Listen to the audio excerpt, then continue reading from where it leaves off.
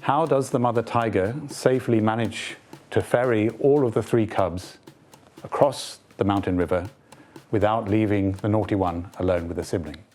Hello, I'm Tim Clark, a curator in the Asia department. Welcome to my corner.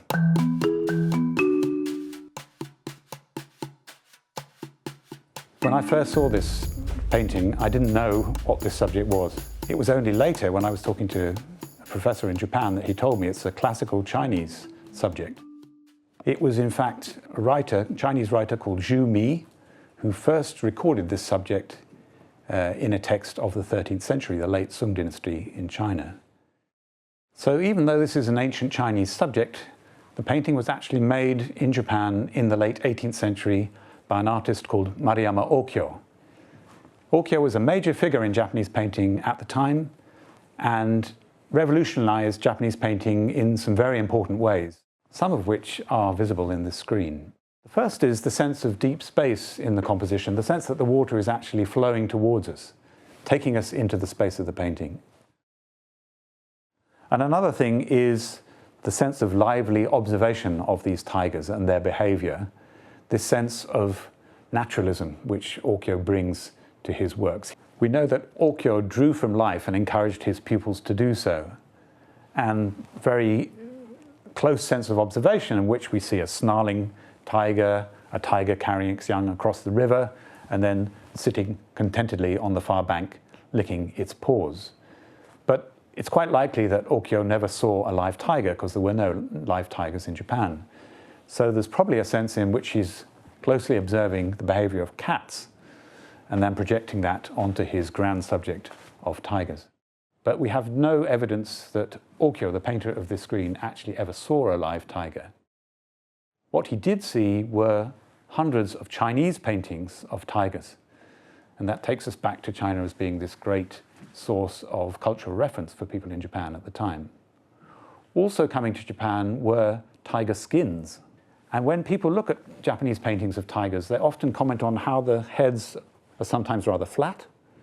And one theory is that artists are often working from flattened out tiger skins rather than the live animals. The fur effect has been built up by having probably a layer of white to start with, then blocking out with a layer of white, then overlaying that with some of the colors, and then finally this very painstaking effect of painting the individual hairs of the fur. So for the stripes of the tiger, for instance, you'd have a black wash forming the shape of the stripe, and then above that you have very painstaking layering of black hairs, some white hairs, some orange hairs, and even when you look closely, some gold mixed in amongst the fur to add to the sense of luxury. So one of my favorite passages in the painting is where the fur has become wet and matted on the mother's chest as she's crossing the river. And I can't imagine how complicated it was to achieve that effect of the matted fur on the mother's chest. The challenge for the mother tiger is how to get her 3 cubs safely across this fast-flowing mountain river. It's a moment of danger for the family. The additional challenge for the mother is that she knows that one of these tiger cubs, the naughty one, this is the naughty one next to me here, if she leaves it alone with its siblings, it will attack them. So, how does the mother tiger safely manage to ferry all of the 3 cubs across the mountain river without leaving the naughty one alone with a sibling? I'll tell you the answer. She starts by taking the naughty one across the river on its own.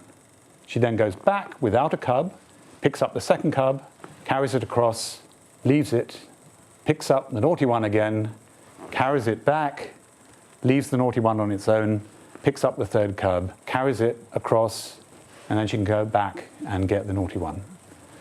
So she's never left the naughty one on its own with the others. Screens like this are very common in large Japanese mansions of the period. We're talking about the 18th century here. And something of this interest would have undoubtedly been used in one of the more public spaces, one of the grand reception rooms, Maybe it was the house of a samurai lord or one of the aristocracy, the imperial court in Kyoto.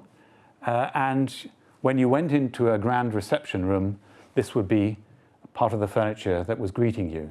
A screen like this with a gold leaf background forms a very important function of generating or being the focus of the light in a traditional Japanese interior.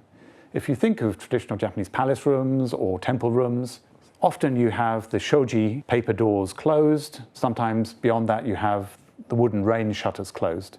So often the interiors can be quite dark. So by using strategically placed pieces of furniture such as the gold leaf screen, you can pick up whatever light there is in the interior and reflect it back off the screen. Then of course after dark, when you start to introduce generally oil lamps into the interior, they too will project light that reflects off the gold screen and becomes the focus of the room. So the screen was acquired by the British Museum in 2006, purchased from a dealer in Japan, and the Art Fund contributed a major grant so that we're able to acquire it. Investigating the provenance of the painting, we found a little collector's seal stuck to the back of the screen, and it turned out to be the collector's seal of a man called Hara Sankei.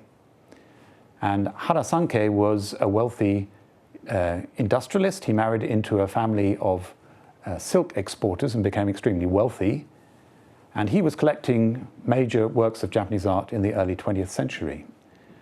And we can even take the history of the screen back a little bit further.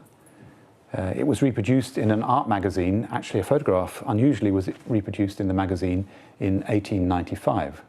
So the definite history of the screen goes right back to 1895, just over a century after the work was painted. I'm always thrilled when I walk through the gallery and see this screen to know that we have such a major work by an important figure in the history of Japanese painting, and one that anybody, no matter where they come from in the world, can relate to. The screen is shown regularly in our Mitsubishi Corporation Japanese galleries at the British Museum, where it's very popular with the public. I'm very proud that we have in the British Museum collection a major work by such an important figure in Japanese art history. And personally, I just enjoy the way in which the tigers engage with us, staring out at us and inviting us into their world.